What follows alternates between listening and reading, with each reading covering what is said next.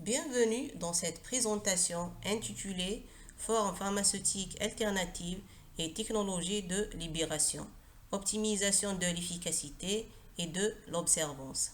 Nous allons explorer les différentes formes pharmaceutiques non orales telles que les formes ophtalmiques, nasales, pulmonaires et rectales, ainsi que les technologies de libération modifiées, incluant les formes gastro-résistantes et à libération prolongée. L'objectif est de comprendre comment choisir et concevoir des systèmes adaptés afin de maximiser l'efficacité thérapeutique, améliorer la tolérance locale et favoriser l'observance des patients. Dans cette présentation, nous allons explorer les différentes formes pharmaceutiques et leurs technologies de libération. Nous commencerons par les formes ophtalmiques, nasales et pulmonaires, puis nous aborderons la voie rectale avec les suppositoires. Nous verrons ensuite les formes à libération modifiée en détaillant les technologies de protection gastro-résistante et les principes des formes à libération prolongée. Cette approche nous permettra de comprendre les stratégies utilisées pour optimiser l'efficacité, la sécurité et le ciblage des médicaments.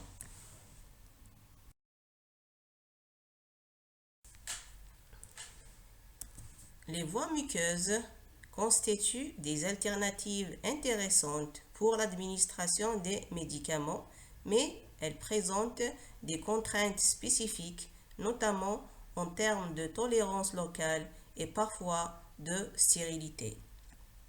Pour les formes ophtalmiques, comme les collyres, gels ou pommades, il est essentiel de garantir une stérilité stricte et une compatibilité avec l'œil, qui est particulièrement sensible. Les formes nasales, telles que les sprays ou solutions nasales, tirent parti de la vascularisation importante de la muqueuse, permettant une absorption rapide du principe actif. Ainsi, les formes pulmonaires comme les aérosols, poudres inhalées ou solutions nébulisées offrent un dépôt direct dans les voies respiratoires, assurant une action ciblée et rapide.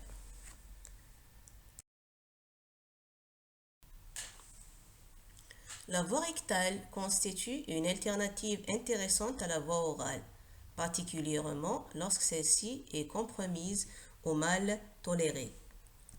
Elle est souvent utilisée pour les patients inconscients, vomissants, ainsi que pour les enfants et les personnes âgées. Elle permet de réduire l'effet de premier passage hépatique. Elle peut servir à une administration locale ou systémique du principe actif. La formulation des suppositoires repose sur une base fondante liphophile comme le CaCao ou les graisses ou hydrophiles comme le PEG, ce qui influence la libération du principe actif. La vitesse de fusion est cruciale, elle doit être proche de 37 degrés Celsius pour assurer un passage rapide à l'état solide et de l'état solide à l'état liquide dans le rectum.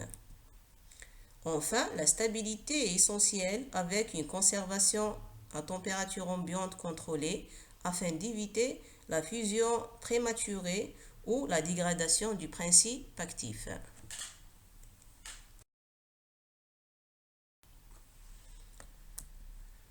La technologie de libération modifiée permet de contrôler le profil pharmaceutique du principe actif en modulant la vitesse et le cycle de libération dans l'organisme. La libération immédiate assure une action rapide dès l'administration, idéale pour un effet thérapeutique immédiat. La libération retardée est différée dans le temps ou dans le lieu d'absorption, comme les formes gastro-résistantes qui libèrent le principe actif dans l'intestin.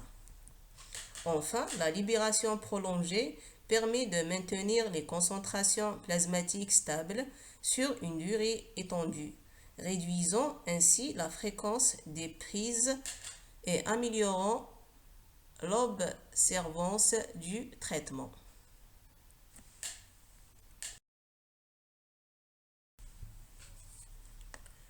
Les formes gastro-résistantes sont conçues pour résister au pH acide de l'estomac et libérer le principe actif loin dans le tube digestif, généralement au niveau de l'intestin grêle.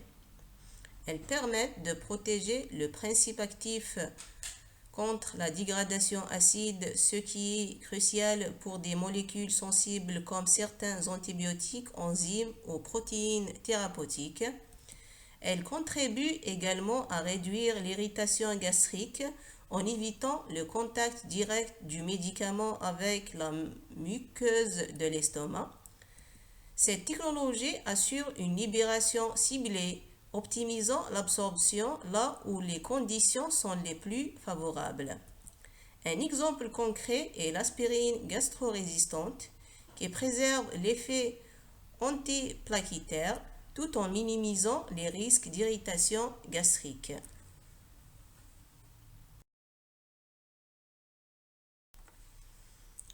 Les systèmes de libération prolongée sont conçus pour maintenir des concentrations thérapeutiques stables sur une période étendue, réduisant la fréquence des prises et améliorant l'observance. Elle utilise différentes technologies, la matrice hydrophile avec des polymères gonflants comme l'HPMC ou l'alginate, qui forment un gel ralentissant la diffusion du principe actif. Les matrices hydrophobes, constituées de matériaux lipidiques ou polymères insolubles, qui créent une barrière physique pour un relâchage progressif. Et les enrobages contrôlés, semi-perméables ou poreux, qui régulent la diffusion selon les gradients ou des mécanismes osmotiques. Les avantages cliniques sont nombreux: moins de prises par jour, concentration plus régulière et meilleure observation du patient. Bien conçu, ce système permet de maintenir les concentrations plasmatiques dans la fenêtre thérapeutique avec des pics et des creux atténués par rapport aux formes à libération immédiate.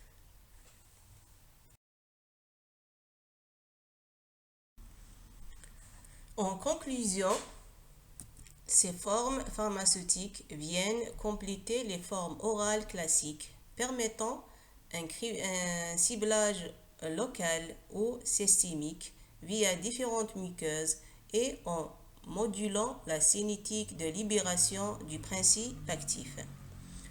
En comprenant les spécificités des formes ophtalmiques, nasales, pulmonaires et rectales, ainsi que les principes technologiques des formes à libération modifiée, comme les formes gastro-résistantes et à libération prolongée. L'apprenant peut choisir et concevoir des systèmes adaptés pour optimiser l'efficacité thérapeutique, la tolérance locale et l'observance du patient.